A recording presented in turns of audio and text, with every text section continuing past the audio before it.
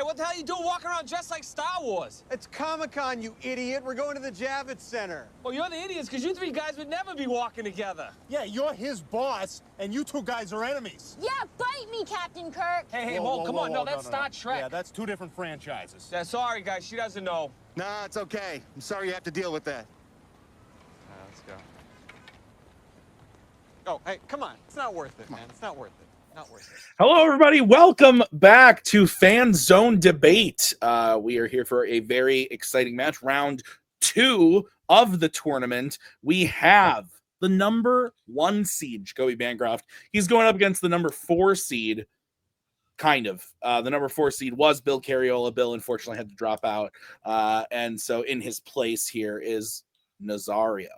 Nazario Montenegro was the next ranked person that made the most sense. So he's in, and he's going up against Jacoby. These two have played before a couple times, actually. It's always been exciting. They're very fun people who get heated, and I love it, and also just have good conversations, good points to bring up. So I think it's going to be a good debate. I got Kirk and Robert here for me. Robert coming to you live from a honeymoon suite in Orlando, Florida. On the other hand, we have Kirk somewhere in the deep Amazon. Guys, thank you for making the time being here. Let's get into it. This is how it's going to work. The players drafted categories, and we are going to, we gave them questions based on those categories. They're going to debate them tonight before our very souls. So they're each going to get a 1-minute opening, followed by a 5-minute free form, followed by a 1-minute closing at the end of the debate. Kirk, Robert, and I will write on our boards who we thought won the point. If you get 2 out of 3 votes, you win the point. First person to 3 points wins the match. Gentlemen, any questions? Yes, since I'm probably getting my ass kicked tonight, can I have Bill's W? No. He thought about it, though, Nazario. He thought about it. Keep pushing him. Ask him relentlessly until he says yes. Yeah. All right, let's get into let's go.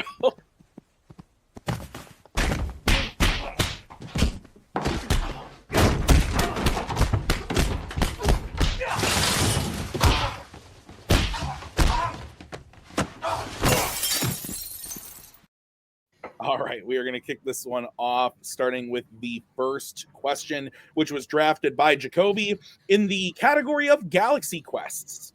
Your question is, which Galaxy Quest's character has the best character arc? Jacoby, because you drafted this, you get to go first. You have 1 minute when you start talking. Han Solo has the best character arc in a Galaxy Quest category. I think we meet him as the ultimate selfish scoundrel, and he ends as a true hero and leader. His character is like the blueprint for this archetype. In the original trilogy, he starts as a rogue who only cares about money and himself, but then through his interactions with other noble characters fighting, for the right thing, he discovers his heart and moral compass that was kind of lost long ago. His coming back to help the rebels and save Luke at the end of New Hope is a perfect one movie arc, but then that original trilogy continues to expand on that. The next 2 movies deepens that arc even more by having him fall in love and embracing his role as a true leader of the rebellion and one of the most important and inspiring leaders in this universe. And then 30 years later, we see the true culmination of his scoundrel to hero arc as he sacrifices himself in an attempt to save his son who he loves deeply. The tragic nature of his end gives the arc a bit of a complex, like Coda, but it's also fitting that the scoundrel who only cared about himself ultimately sacrifices himself for love, and I think that's great. Best character arc. Okay, we're going to move over to Mr. Montenegro. Nazario, you have 1 minute to open your argument when you start talking. If we talk Star Wars, the one choice here is Anakin Skywalker / Darth Vader, because Anakin's arc spans decades, showing his fall from idyllic hero to becoming a tyrant, and then his redemption as a father. It's Shakespearean in scale. His story embodies Star Wars central theme balance of choice and the struggle between the light side and the dark side of the Force. He explores trauma, manipulation, loss, and the danger of unchecked emotions and power. Few characters are as iconic or as analyzed as Darth Vader, and his transformation defines the whole saga. Han Solo, we will discuss soon. Okay. All right. Throwing me for a loop. No one wanted to get the little sandworm that they pull the life That's a stuff good out of choice. in Dune 2. Interesting. Yeah. All right, gentlemen, you have 5 minutes when one of you starts talking. I will throw up the 1 minute warning when the time comes, and if one of you is talking too much, talking over your opponent, I'm going to throw up the let your opponent talk. Don't make me do it. I will send Nick to your house. It's probably not tall enough anyway, but I'll send him there. But okay, 5 minute freeform, but one of you starts. first I thing you think said there's a wrong- different. Oh wow, okay. I thought this is a pattern. It's a back and forth. It doesn't. If you want to go first, break tradition. Go ahead. The first thing I want to say is that you got it wrong because Han Solo doesn't sacrifice himself. He actually thinks his kid is going to love him back and give him a hug, and he gets fucking killed because he's a dumbass. I actually disagree with that at all. I think he knows the danger of that situation, and it's him putting himself on the line in order to save the son he loves, even though he might not make it out of it. I think that's beautiful. The problem with Anakin, I think there's a difference between best character arc and most character arc.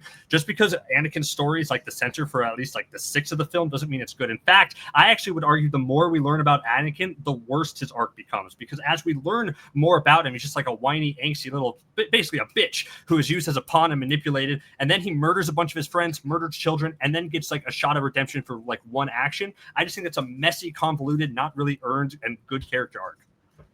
I think it's a great character arc because you get to when you meet him the first time chronologically, you know he's already a villain, but you do not know the backstory and you do not know the sacrifices he had to make. And yes, he's selfish because he's a kid that is the equivalent of somebody who was born with a bunch of money. He was born with a bunch of force, so he gets treated like he's going to be the fucking savior of the earth the moment that the Jedi discover him. And then he's obviously grows with this accomplishment. And yes, he comes off as whiny, he comes off as entitled, but who wouldn't be entitled in that situation? And yes, he does make mistakes because he's in the long run, he's still a kid. When he becomes Darth Vader, he's still just a young man, and he is doing things what he believes are out of the goodness of his heart, good reasons. Han Solo's arc is very, very simple. He goes from selfish to a little selfless because he has a bunch of buddies, but in the end he doesn't really have a growing arc. He's a scoundrel at the beginning, he's a scoundrel at the end. He just makes some friends along the way. Okay, first of all, the problem with Anakin, you're saying like, yeah, it's okay that he is whiny, that he is angsty, that he is all this sort of stuff. No, it's like that's not interesting to watch. That's actually makes him worse of a character and worse of an arc to go through. Just because I see him going through all this like trauma and like sadness doesn't mean it's like the best character arc. Han Solo, I think you're underestimating his slightly scoundrel to a slightly hero. He goes from the scoundrel. He is what is called as like the scoundrel, the one who only cares about himself, only cares about money, only cares about number one, to lead to become the hero and the rebellion that the rebellion needs in order to defeat the Empire while finding love all the way. Excuse me, that is not correct. Luke Skywalker saves the rebellion. If Han Solo wasn't there, it would probably have the same ending. Han Solo is also a part of that rebellion, and through his character arc, he's like a leader of it. So is Chewbacca. Yeah, but I'm saying that's part of the arc that he goes through to become where he was to what he ended up being, as opposed to Anakin, who is, especially where we meet him in the story, it's like he's the bad guy, and we have to go back to like watch him how he became the bad guy and fall. So and the problem with that is because you cannot watch him enough because he is unwatchable in those early movies. He's a scoundrel. And when we end up with Han Solo, he's a scoundrel. And in the sequel trilogy, he's still a scoundrel. And when we get a whole movie prequel, he's still a scoundrel. And they loved those so much, this character, that when he had his own movie to develop all these big things, the movie bombed. Nobody likes Solo. Like, people enjoy the arc. They enjoyed him in small doses because he was like the side guy, the funny guy, the haha guy. But that doesn't make him an important character. And he doesn't have the best arc because, like I just said, he always stays the same person. Anakin goes from a child slave to somebody who's entitled with all the power in the galaxy, in the universe, to somebody who makes all the wrong choices because he believes that he is the one who can make those choices. And then when he goes back to the light side because he realizes that he made mistakes. And that is a whole arc and represents the whole series. That is Star Wars. The whole series of itself goes from like a light to a dark, or like a dark to a light character, which is kind of what Anakin light, dark, is. So light. Light, dark, light. Han Solo has that too. The problem that you say with like Han Solo, like the problem that you say with like nobody liked the prequel series of Han Solo, I would actually argue that prequel movie itself did deepen his arc even more. It taught him how he could love, and then it got taken away, which makes his love with Leia as he goes along his arc from scoundrel to hero that much better. That's what the prequel. He didn't even end up with Leia, as opposed to Anakin's.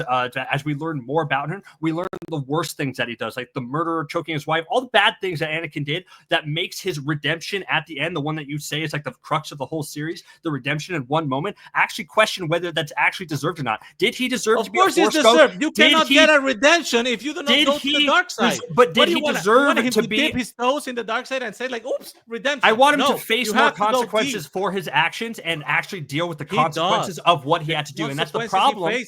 He does face consequences. He loses his body. He loses his face. He gets almost killed, and he becomes a self-serving robot that is basically a slave for the Emperor. Yes, he loses the woman he loves. He loses the relationship with his kids. He loses everything. He does lose that, but then in one moment he gets to be a Force ghost at the end, and I don't think that's an earned arc from where we start with Anakin to where it ends, as opposed to Han Solo, as we get to see him of how he became how he was, and then he is the scoundrel character, and then he goes through the love, then where he becomes this sort of leader and symbol of like good and noble nature, which is the themes of what you're talking about with Star Wars itself. You don't even have the full story with Han Solo because you do not know what happened to Qi'ra. Where's the sequel to Solo where we can understand what happened? It's about Han Solo himself. We're gonna start with Jacoby. Or I'm sorry, no, we're gonna start with Nazario. Nazario, you have 1 minute when you start talking. Saying that he didn't earn her redemption is a dumb idea because you have to go really dark to become able to earn redemption. It's not like you dip your toe in the dark side. He killed kids. He killed fucking sand people. He became the slayer for the Emperor. Yes, because he made all the wrong decisions and it cost him his wife, his body, his children. And in the end, when he realizes that he made those mistakes, he then earns it by getting his kid the chance to become the hero that he could never be. And he betrays the Emperor, and then he says, this is me. The thing I wanted is to be with my son again, and this is all I wanted. And because of that self-sacrifice, that his arc is complete. And yes, he was a whiny bitch. He was a whiny little young guy, but who wouldn't be if you are told since you are, I don't know, 8 years old that you are the fucking Jesus of the universe. Like I said, Han Solo is a scoundrel. He was a scoundrel. He's always been a scoundrel. He's a funny guy. He's the sidekick guy. He can be in the corner and make you laugh. He's not somebody who actually changes across the saga other than, hey, you know what? I like Leia. And like I said, he didn't sacrifice himself in the end. He completely thought he was going to save his kid. Okay.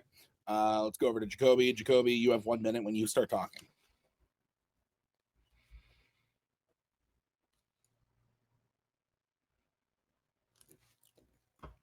Han's arc is amazing, I think, especially compared to Anakin's. Anakin's at times feels less like an arc and more of just like a tragic story that we already know the answer to. And that's what happens when you release the original trilogy and then the prequel trilogy, because then it gets worse by showing us what a whiny character that Nazario has admitted to that Anakin was in the prequel trilogy. And the truly awful things he did, like in Revenge of the Sith, like murdering children and choking his wife, makes you question whether his one little moment of good at the end of Return of the Jedi is actually earned. Anytime a story has us questioning whether redemption is earned or deserved, that's not good. And that's what they do with Anakin. Han, on the other hand, is the ultimate hero's journey, a selfish scoundrel who, through his interactions, as much as Nazario wants to downplay how much he turned from the scoundrel, selfish one to an actual leader of the rebellion itself for everything, because he finds something worth fighting for, and he fights to save the galaxy, where he finds the true love of his life, and then he becomes that leader of the rebellion. And everything that came before, like in the prequel movie, that has deepens that central arc. I love where Han ends, and in his death, sacrificing himself to try and attempt to save somebody he loves, even though it might not work, is actually a great end to that arc. Okay.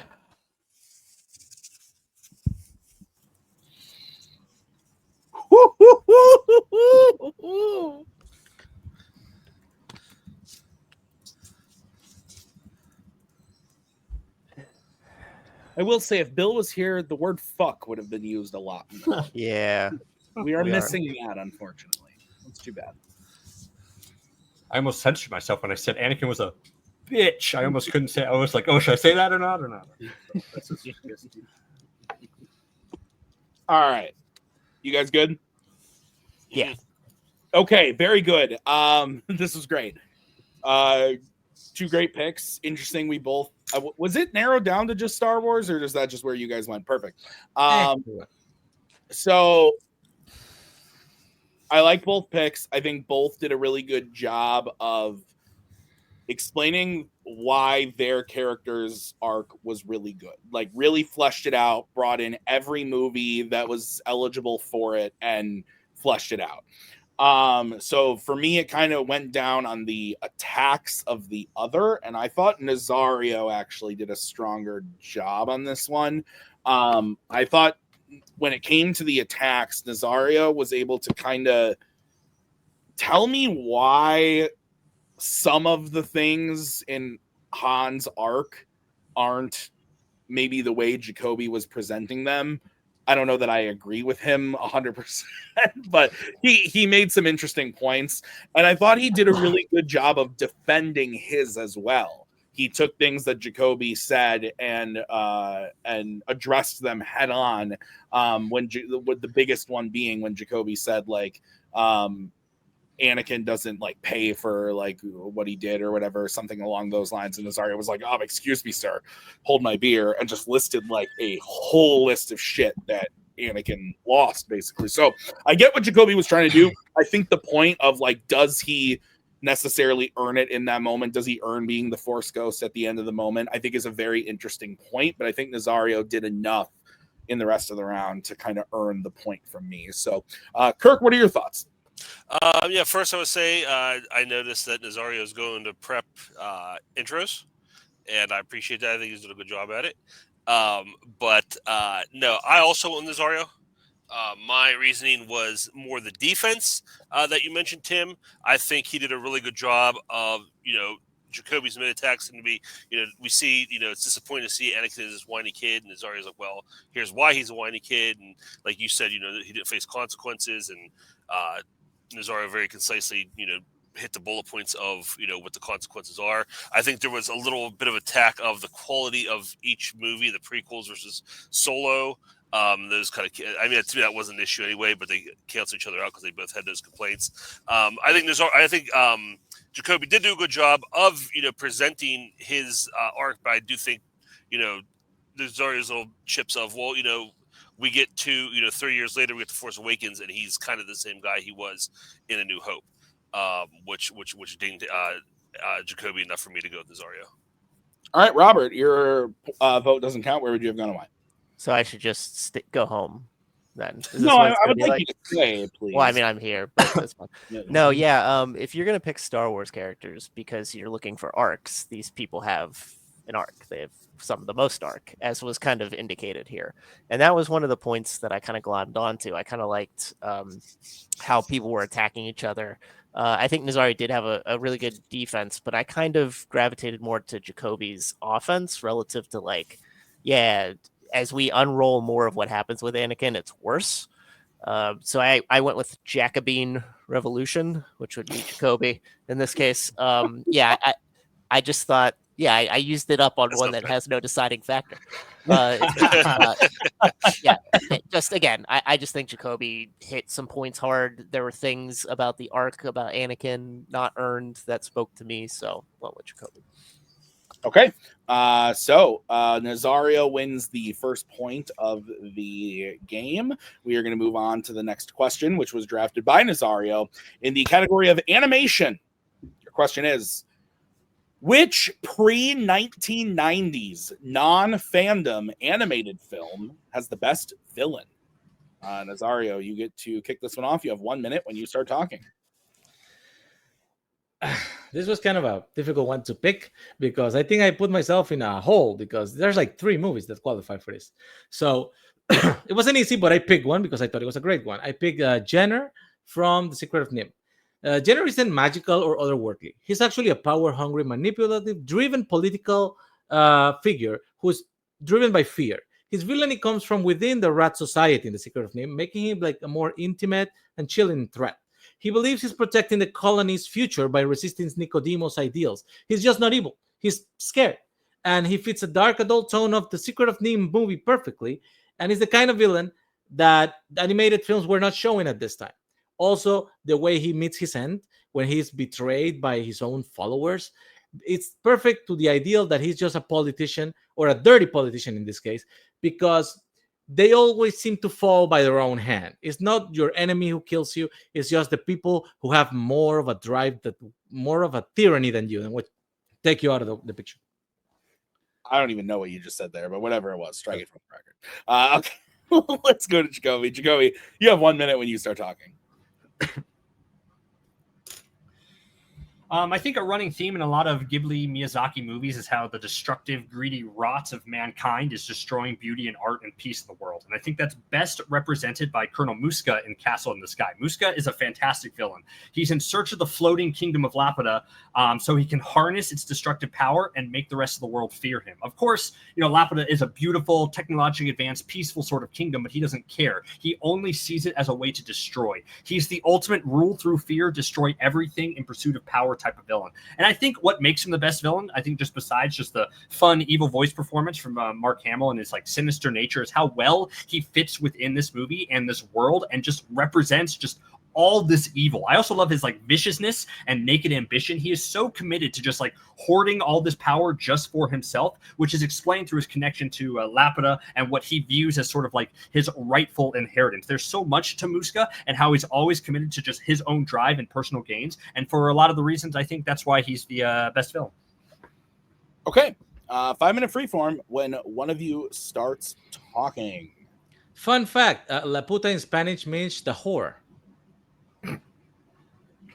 Is that okay? You said it yourself as you started your argument that you had a really hard time picking a good villain for this, because that's true. Jenner is a very bizarre choice because you picked a villain who's like in 2 scenes of the movie, who's in about 6 total minutes of the movie, and does almost like nothing for this movie. All that backstory that you just kind of juxtaposed on him is like a deeper analysis of like anything that Jenner actually does, because he shows up like once at the beginning, and then he shows up like, let's cut this thing down and drop it down and kill him, and then he dies. And then he's like not even the scariest part of his movie. He's like not even a huge factor in the movie itself, as opposed to like my villain, who is like the embodiment of all evil and the quest for power and knowledge and destruction and all that stuff. And I guess Laputa in Spanish does mean whore. I did not know that. Yeah. The reason why Jenner is significant is because he is driven by the events of the plot. And the reveal that he comes later in the movie is because they discover the Rat Society later in the movie. Screen time is not a requirement. Judi Dench won a fucking Oscar with like 8 minutes on Shakespeare in Love. So the quality of the character has no reason with the length he appears in the movie. Your character is a fucking cartoon. He is one note. He's evil because he wants to be evil. How is that the best villain? He's just the bad guy who laughs maniacally and wants to conquer the universe by controlling the thing. Like, he's not compelling. He's just an obstacle that they have to overcome. He's flat, mechanical. He doesn't have any engagement with the characters. He has one twist in his story, like, oh, I was born in Laputa. That is the one twist he has. But the rest of the movie, he doesn't have an arc. He doesn't have a development. He's evil at the beginning. He's evil at the middle. He's evil at the end. He doesn't have any compelling thing to draw you to you. Like my case, Jenner explains why he wants to go against Nicodemus. He explains why he has to kill Nicodemus, because he's agreeing with his political intent. All you're saying, all that Jenner does, all he says, all the motivation that Jenner has in his movie is just saying, I don't want to leave Thorn Valley. That's it. That is one line of dialogue. That's all he does. So all that stuff that you just put onto him, and you've talked longer than Jenner was actually in your movie itself, and that speaks to how little of an Again, it doesn't matter at the time it's in the movie. He's significant. Sure, but he's not significant. That's what I'm trying to say. He's not. Yours overstays his welcome and never becomes anything more than a one-note character. How is that the best villain? He is not a one-note character at all. He is a villain who is ravaged by the greed and destructive power. He only sees beauty in the world as something that he can control and conquer himself. And that means not caring about anybody else around him. He is hired by the military in order to find this girl for Laputa's purposes. But in his own mind, he is wiping out the military himself. He is lying to the kids himself. He is manipulating every single person around him just so he can see it in his own singular goal of having ultimate power and not seeing the beauty of the world. He wants to watch the world burn because that's the only way that he thinks that true power is. And like all Miyazaki Jenner movies has himself, more meaning because he's a what are you talking about? He wants to be the person who controls the society. He's a political. No, villain. he does not. That is not what Jenner does. He wants to go against what I let you talk for a very long time. Please let me finish. You talk a long time too. Jenner did not do anything in that movie. He's like, I don't want to leave Thorn Valley. We need to stay here. And then that's it. Muska himself wants to control the entire world and watch it burn and have these people fear him and have all these characters in him. He doesn't overstay his welcome. He is part of the movie itself because he's a main character of the movie. And watching the main characters bounce off him and fight against these ideals of pure power versus love of the beauty of the beauty around them is great. Jenner is like the third villain in the movie that we meet later on who doesn't do anything. Besides, sorry, you're right. But I'm just saying, Jenner doesn't do a whole lot. Muska is the embodiment of the movie. He doesn't overstay as well. Jenner is the character who has more development because he starts as one of the political persons on the Society of the Secret of Nim when you first meet him. Everybody follows Nicodemus because they believe that he has the prophecy to bring what is good for smart rats. He disagrees with him and he realizes that there is going to be a vacuum in power if he can get enough people to go with him and convince them that there's benefits of living off the farm. What Nicodemus wants is to move away because he says the rats are smart enough to not keep stealing from the humans. And he says, fuck this, we're comfortable now, let's fucking do it. But instead of just openly going against him, he tries to convince the other rats to stay because he's a political figure. And then when he realizes that he needs to do something more drastic, he kills Nicodemus. And then when he kills Nicodemus, he's going to take control of the society because he's a tyrant. It's an allegory for a fucking dictator. And just like any dictator, eventually he falls his own fate because somebody who wants it more than him will betray him. That is a great character arc for a great character. You cannot hang your argument on that he's an allegory for a great dictator when Muska I just did it! The embodiment of harnessing a nuclear weapon so he can destroy the world, where he literally says, I want the whole world to look up to me and fear my sort of power. The character development that Muska has with his backstory of thinking his ancestors did something wrong and struggling to try to regain that power and do what he thinks is the right thing to do in this world that is so full of beauty itself, but just to destroy it and burn it with fire is just a wonderful villain that fits with the whole movie itself, that builds our heroes He's up. a one-note character. How is that a one-note character? All right, we're gonna start with Jacoby. Jacoby, you have 1 minute to close when you start talking.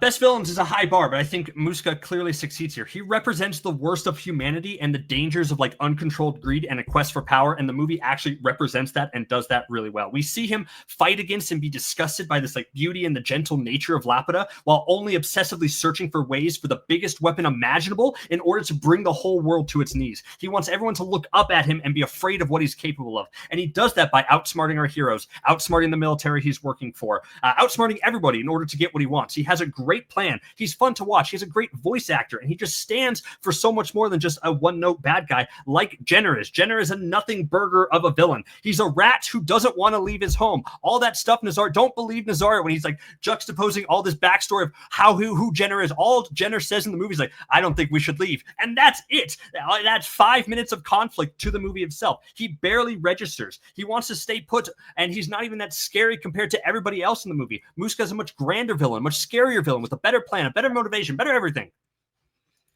My God, better everything. Strike it from the record. Holy cow. Okay, Nazario, you get 1 minute when you start.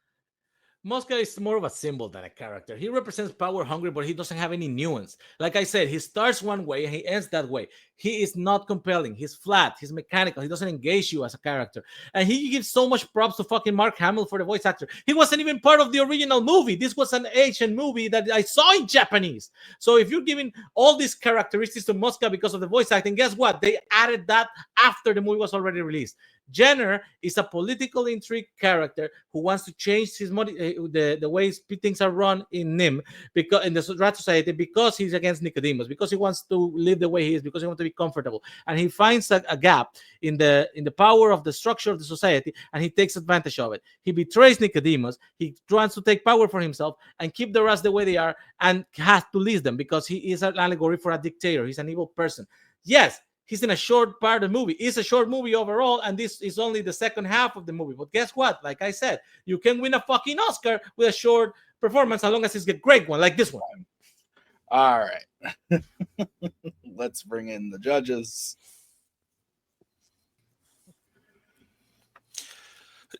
Tim, it wasn't up on the screen. What? Can you give me the exact wording of the question? Which pre-1990s non-fandom animated film has the best villain?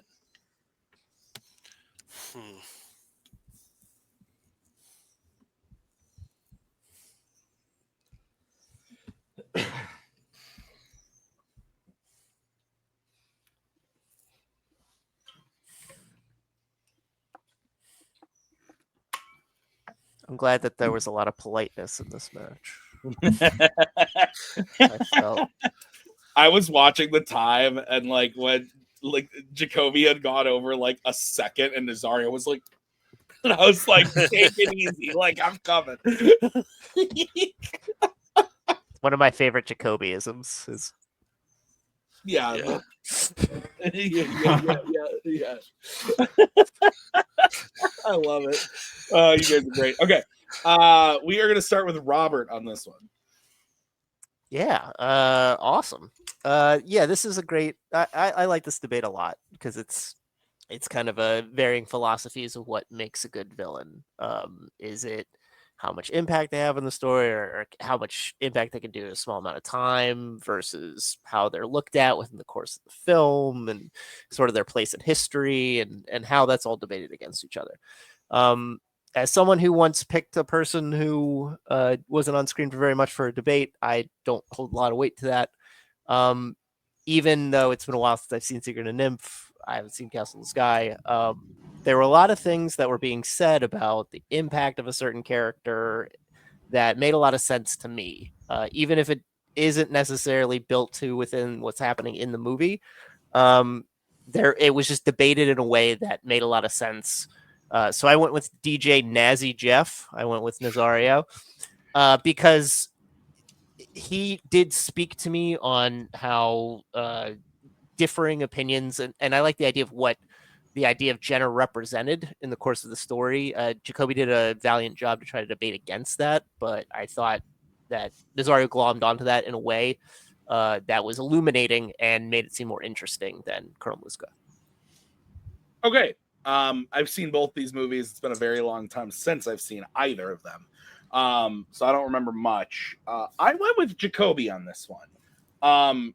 To me, Jacoby kind of painted a picture of me of what I would want to see out of a villain. Nazario was kind of doing the arc topic again, and which is fair. Like, arc definitely has to play into it, but I feel like he spent a lot of time just talking about how like Jacoby's character starts and ends in the same place, and his character like has an arc and blah blah blah. And I feel like Jacoby overall just kind of painted a picture of a villain for me that was like grand and exquisite and exciting. I don't know if that's actually the case, but like based on the argument, I thought Jacoby did a good job. So, Kirk, your thoughts? All right. Have these two played before? This is the first match against each other? This is our third time, I think. Really? Okay. All right. Yeah. Great match. I think these two just play off each other so well. And this is a tough one. Again, I think you guys both kind of mentioned this. It was like the big villain, like the big, like who's like the most evil and meanest, and just what you think of when you think villain, and who's kind of the more nuanced villain, and like maybe not on screen as much, but has more to kind of say. And it was tough. I went back and forth a lot in the match because I think what they were both doing two different things, and they both did what they were doing very well. Ultimately, I did go with Nazario. I think he just gave me a lot when there's a point where he just kind of went on for maybe 20, 30 seconds, really describing deeply what Jenner was all about. And Jacoby kind of said, well, that he's reading more into it. I think he did read into it, but I think there's enough there to be read into. Where Jacoby was hitting me again, he did a great job with it, but he was hitting me with like a lot of like generalisms about villainy in general. There was a second where he said something about Mushka's like ancestors. He's doing it for them. And I was hoping he would follow that trail to give me a little bit more, but he didn't really go anywhere with that. So again, great fight, close fight. Just got a little bit more on Nazario on this one. All right. So Nazario is up 2-0, which means Jacoby needs to hit this next one. You're laughing because Jenner's a shit villain. Jacoby needs to hit this next one in order to send it to the fourth question. So it is in the category of directors, which was drafted by Jacoby. The question is, what is the best directed film of the 2020s? Jacoby, you're kicking it off. 1 minute when you start talking. I think Nope is the best directed film of the 2020s. This is like an everything movie, and it succeeds thanks to like expert direction. This is a movie that is able to start as an alien invasion movie, and the paranoia is like palpable in like all those scenes. But then halfway through, it switches to like a monster hunt movie, and that shift is so seamless and exciting, which again comes down to direction and capturing of tone. But throughout it all, Peele is able to capture moments that are like terrifying, like with the monkey attack, disgusting, like the people digestion scene, exciting, like the final attempt to capture the monster, and even funny with where the camera chooses to linger, like Stephen Yeun's monologue about like Chris Kattan and SNL. It also balances, I think, there's like really heavy social themes with just like a banger of a movie. And at its core, that's mostly all direction itself. It's Peele taking the lessons he learned from his first few movies and going grander and bigger to excellent results without faltering like at all. I think this is his best movie, and all that I think makes Nope the best directed film of the 2020s itself. All right. We're going to go over to Nazario. Nazario, you have 1 minute when you start talking.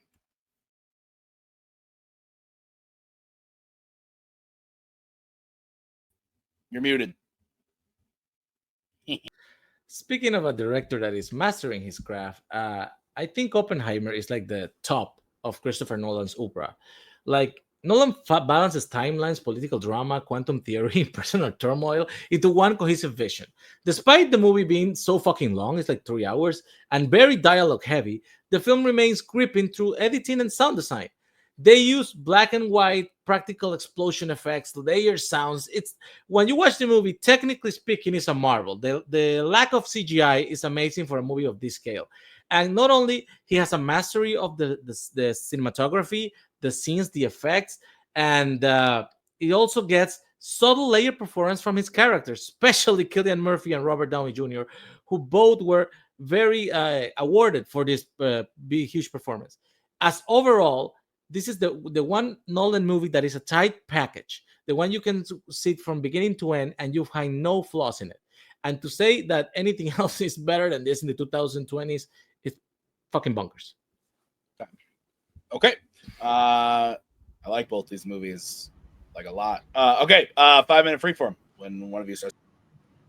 I actually think the commitment to the specific Nolan style of directing is the one thing that hurts Oppenheimer a bit. I mean, like, it specifically plays with its timeline, you know, like as you like mirroring subjective and objective viewpoints. But I do think it loses its eye on the ball just slightly, like in that structure throughout its very long runtime. Same with all like that rapid style, quick editing events that Nolan sort of does. Like, it works for like the beginning montage and like the interrogation, but like when that same sort of thing is implied to like the bomb building scene itself, it falters and it's just not as good. And I think when you're up against Nope, which I think succeeds in everything, then I think it loses here.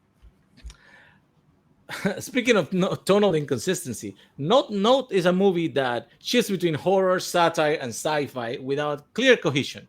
The narrative always feels a little undercooked, and it never fully decides what it wants to be. It's very ambitious, yes, but it's messy as hell. You have great scenes like the monkey attack in the flashback, but then you have goofy shit like when it's taking the fucking cows with the ship because it's hiding between a cloud.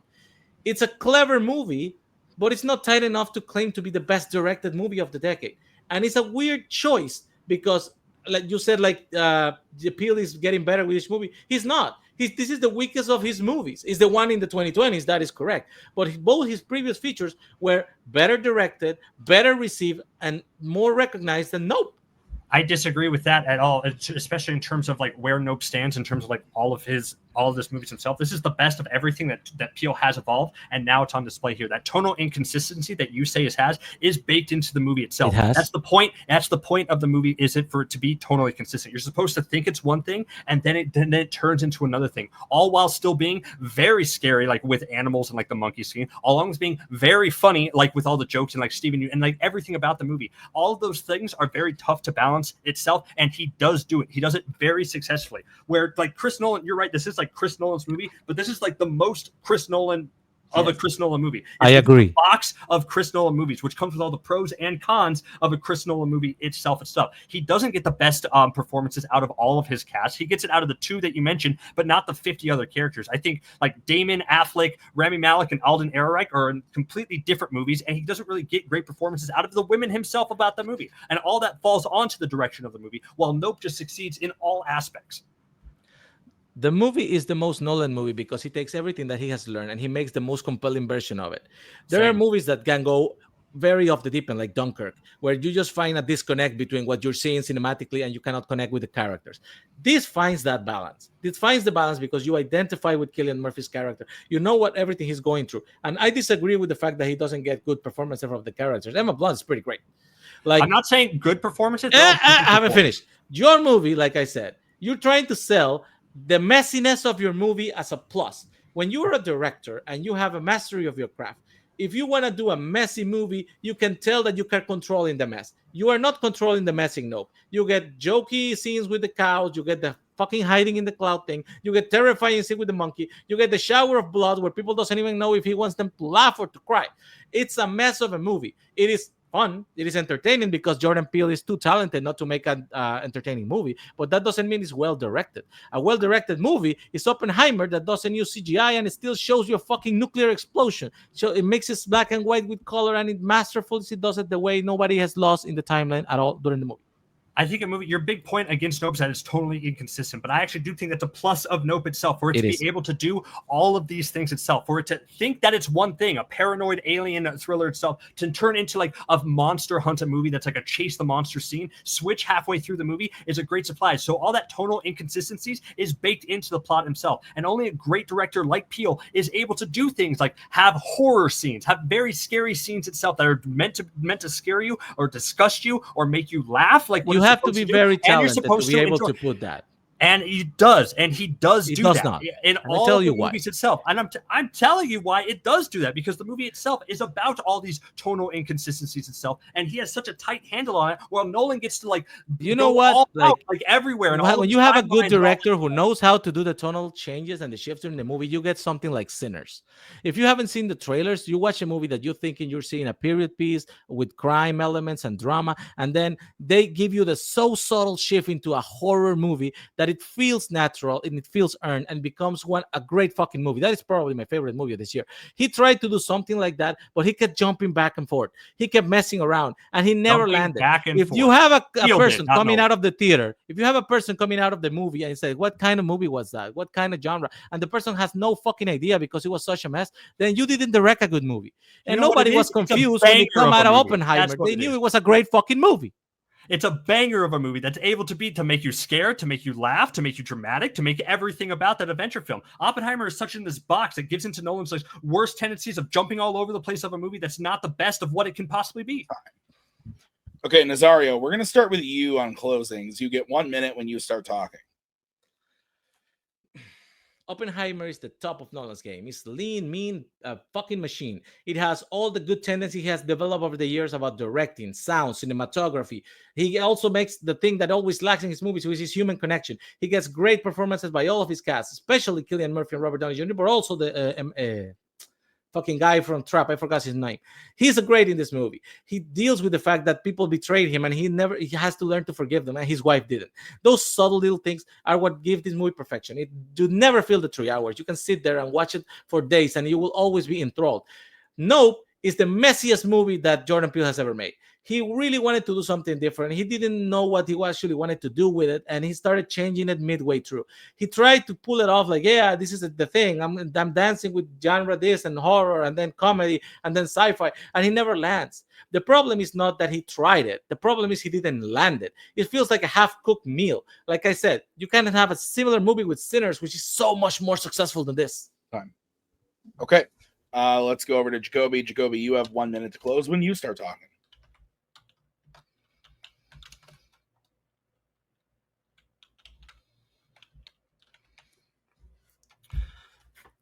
I think Nope is actually a bold push forward for a filmmaker who seems committed in making bigger, grander, important event films. I think Nope is the harder movie to direct here due to what it's trying to say and how it has to manage its shift from an alien invasion movie to a monster hunt movie while still being tense, funny, scary, all of those things, and just a blast to watch. Nazar is saying it's totally consistent and it's messy, but the messiness is like part of the movie itself. And the fact that you can have this messy movie that is all these things, but still be so tight, have such a tight leash on its like tone itself and like what the movie is trying to say makes this like the best directed movie it has. Oppenheimer, yes, this is like this grandiose operatic movie, but I think it struggles to support like its own weight here. Nazar says it's like lean and mean. It's not. It's big. It's all over the characters are all over the place, giving wildly different performances. That's not cohesive for the film itself. And while certain sequences in Oppenheimer, some of the most like are great sequences themselves, as a movie overall, I think it still gives into Nolan's worst tendencies at times: jump timelines, quick scene edits, rush progression, all that stuff. Nope doesn't have those flaws. Nope is such a master of its everything. Jeez, freaking Lou, guys. Stop it, you two. It's too much. Can't handle it.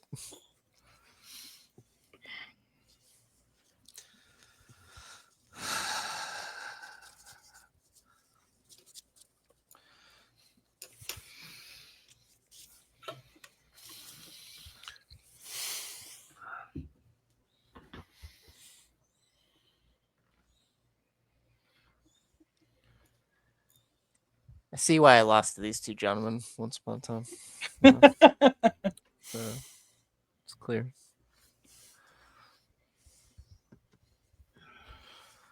Yeah, every time I'm like, I think I want to debate again, and then I'm like, oh, yeah, no, I don't.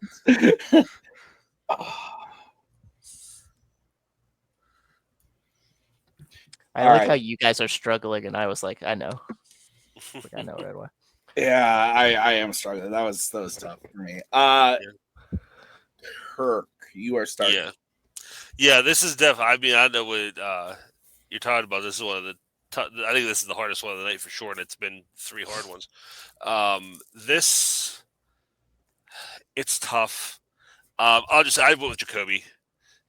This is Jacoby's bread and butter here. You put him in a situation where on paper he has the absolute wrong answer, and he kind of get drawn in by that, and then and I'm saying objectively because I like Note better, but I think on paper Oppenheimer is without a doubt the right answer here, and Jacoby and you kind of get lulled into false insecurity, and Jacoby just kind of takes advantage of that and gives more than you do.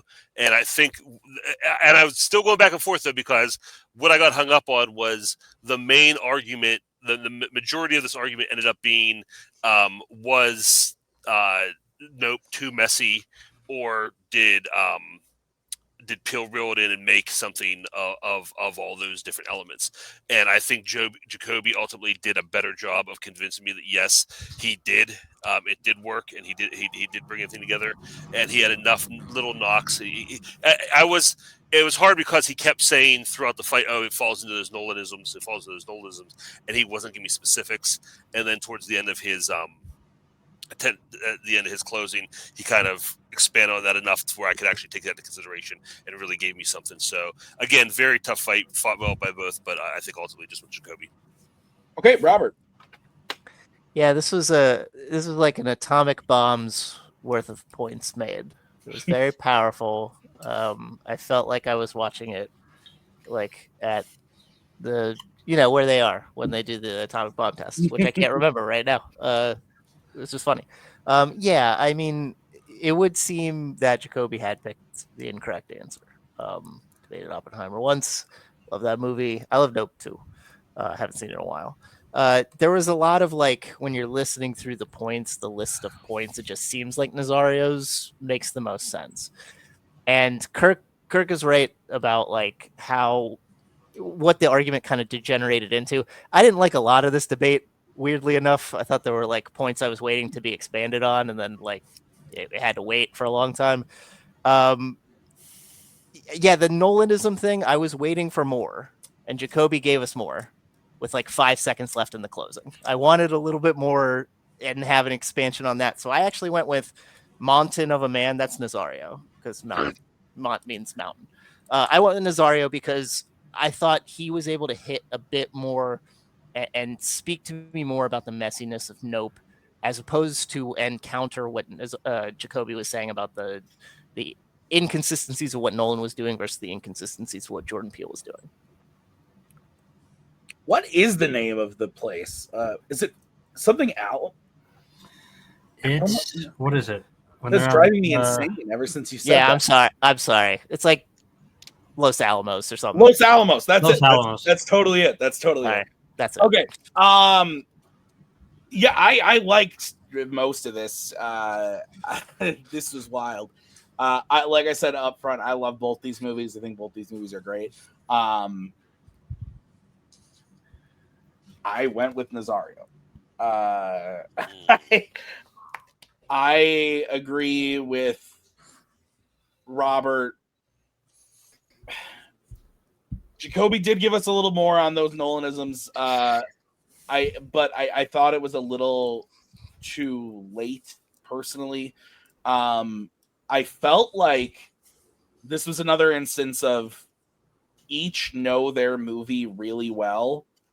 And I thought Jacoby's defense of Nazario's offense, saying like Nazario talking about the messiness and like the tonal inconsistencies, Jacoby tried to defend it in a way that I think not the way I would have thought about it, of being like, like that's the movie is like, so like that's how it's supposed to be, and like I don't know that I totally bought into that argument. I thought Nazario just had a really clean like, nah man, your movie's messy, and it's, though I disagree. I think Get Out is very good. I think Us is really bad, and I think is that what it's called? Us. Us, yeah. I think that movie's terrible. Us is the best one. What the fuck?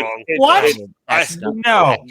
It's really. Everybody change your vote. That's a nonsense statement. It's a really bad movie, but I think Nope is his best movie. But I thought that Nazario kind of saying like, this is Nolan at the top of his power, and even like, sorry to keep rambling, but I'm just trying to justify it for myself. Nazario even saying like, the performances are all amazing, and Jacoby was like, no, like there are people in this movie who aren't doing nearly as much, or they're in a completely different movie.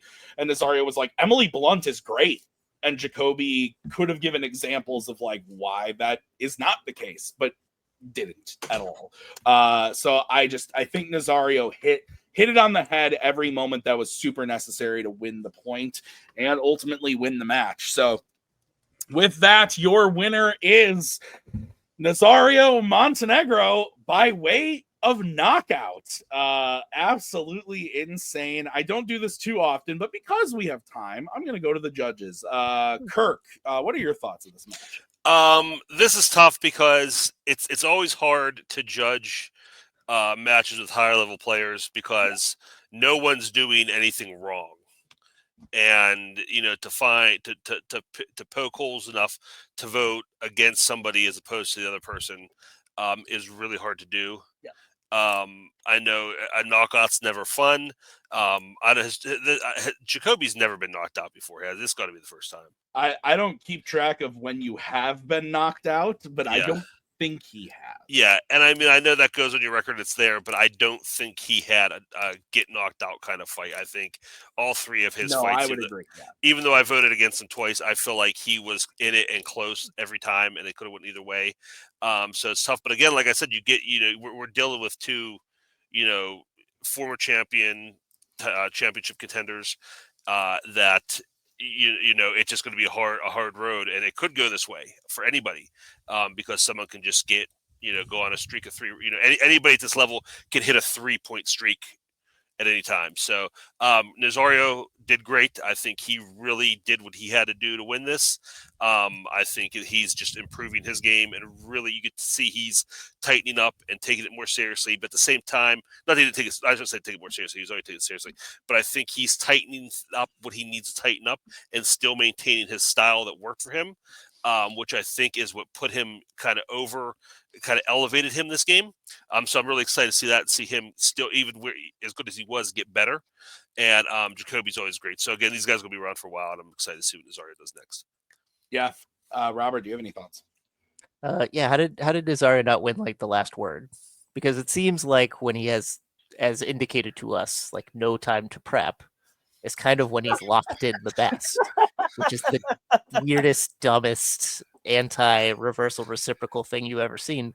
But that's kind of what happened here today. And as someone who's experienced like a thing where you think you're good, right? And Jacoby is good. I'm not saying but he thinks it's good, and then like something snowballs on you, it stinks because you think it should be better. But yeah, Kirk is absolutely right. It's not like Jacoby did anything that was terrible. It's just Nazario like hit him with a crest of a wave, and he just couldn't paddle back away from it. And Jacoby's usually pretty good about that. Just didn't get it tonight. Yeah. All right, let's talk to the players. Jacoby, rough. I'm sorry. Whenever someone I like loses, I'm like, I'm so sorry. But Jacoby, it is tough because I think Kirk hit it on the head there. Is like, this was not a bad performance by you at all. This was a great performance. This was 3 of maybe the best debates I've seen. It just happened to go towards Nazario each time, unfortunately. So, unfortunately for you, fortunately for him, but Jacoby, or fortunately for me, who knows? I don't know. Oh yeah, I mean, you get a break now, I guess. Yeah, that's true. So Jacoby, what's kind of your thought process exiting this one? Yeah, like Nazario came with hell of a match and hell of fights for everything, for every single point that he had. I think some of the knocks that I had in some of my for why I didn't get the points for some of you and some of the points was just like I didn't expand on something that I should have expanded on or spend more time on that. And the problem with that is like I couldn't, because like Nazario kept bouncing around and going all out the way he needed to as well. So there was a lot of stuff I had. I could never stay on one thing for long enough before we had to move on to the next thing. So that was like great on that. That was awesome. I'm sad that the only thing I'm sad about is that we don't get to discuss turtles, because I was really fascinated by the next fight, like by the next answers and what that fight would have gone with. But yeah, I came up short today. But congratulations to Nazario. He came in. He had great just openings and arguments and everything and cuts and everything. So I'm rooting for him as he goes throughout the tournament. Jacoby, we can still do the turtle fight if you want. Like after we could record it. We could put it on our TBNT Patreon. Ooh, Rocky Apollo type. It's like the after the match sort of thing. So that's there you go. Jacoby, it was a really great match. Thank you for being here and being a great sport. We'll see you again eventually.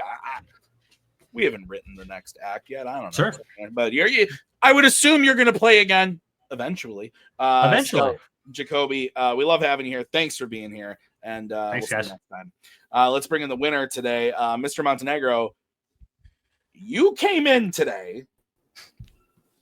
Oh, I'm not going to win. Was that all a charade? Are you just as surprised as everyone else? Or are you, did you come in guns a-blazing on purpose? Did you mislead us? What's going on?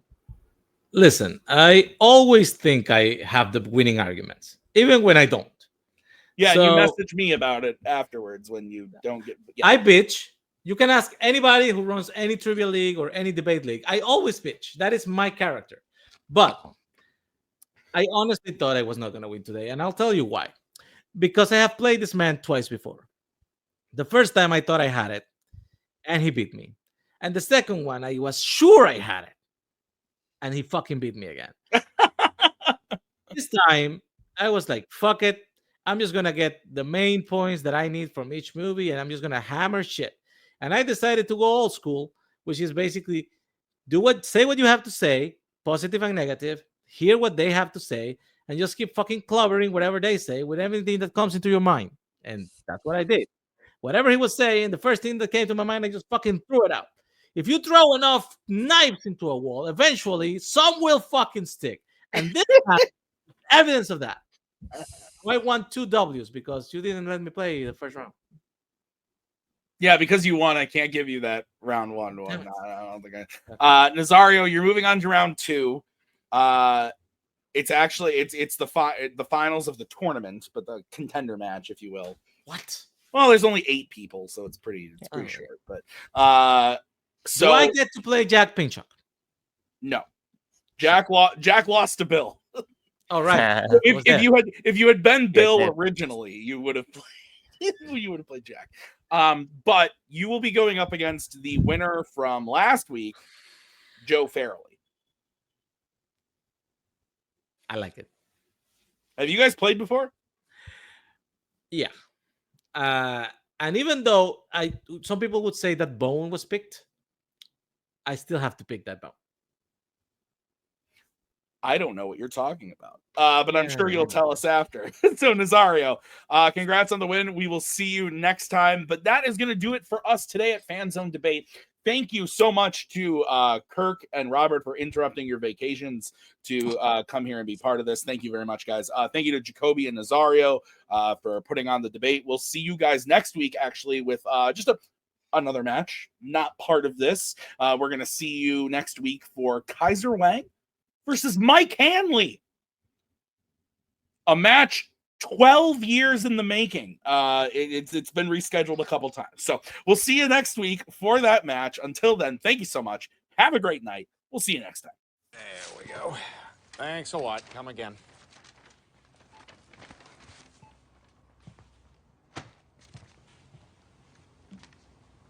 Hey, I won't forget what you've done for me here today. I would prefer that you do.